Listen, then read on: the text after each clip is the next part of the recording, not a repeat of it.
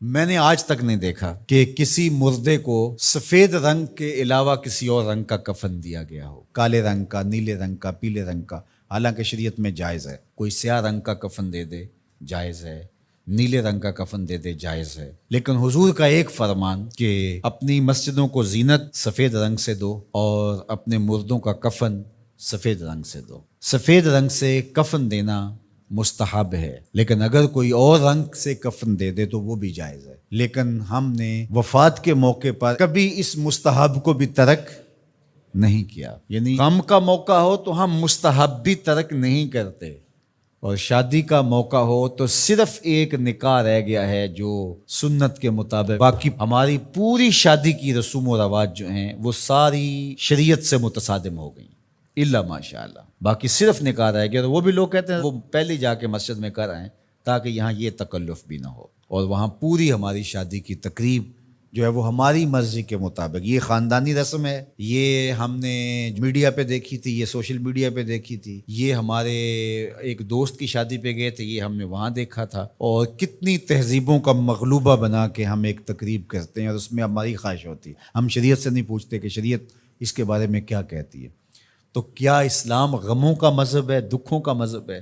خوشی کے موقع پر آپ اسلام کو نہیں بلائیں گے؟ آپ مجھے غم کے موقع پہ آواز دیں، فوتگی کے موقع پہ آواز دیں، میں چلا آؤں، اور جب شادی ہو تو آپ مجھے کارڈ ہی نہ بھیجیں، تو میں کہوں گا کہ میرا آپ سے صرف یہی تعلق ہے۔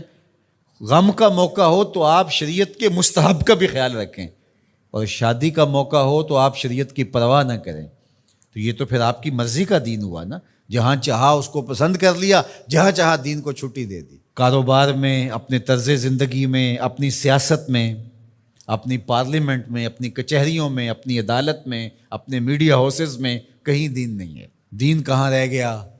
اللہ اکبر۔ اقبال نے جو شکوہ میں کہا کہ اگر مسجد میں صف آ رہا ہوتا ہے تو غریب، دین غریبوں کے پاس رہ گیا۔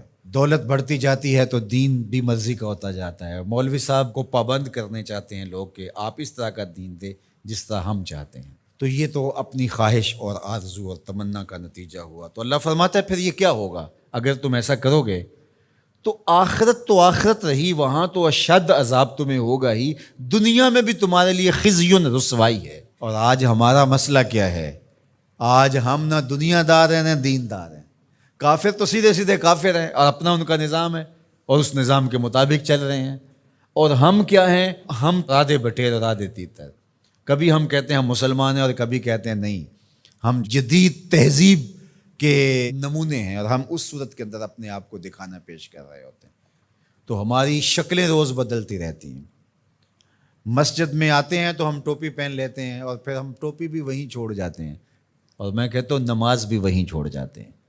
جب دکان پہ بیٹھے ہوتے ہیں تو اس وقت ہم نمازی نہیں ہوتے، بلکہ ہم حج اور احرام بھی وہیں چھوڑ آتے ہیں، اور ہم یہاں اور طرح کے مسلمان ہوتے ہیں، حج پہ اور طرح کے مسلمان ہوتے ہیں، اعتکاف میں اور طرح کے مسلمان ہوتے ہیں، اور ہم باہر اور طرح کے مسلمان۔ حالانکہ یہ ساری تربیت ہے ہماری عملی زندگی میں، اس کا اثر پیدا ہو۔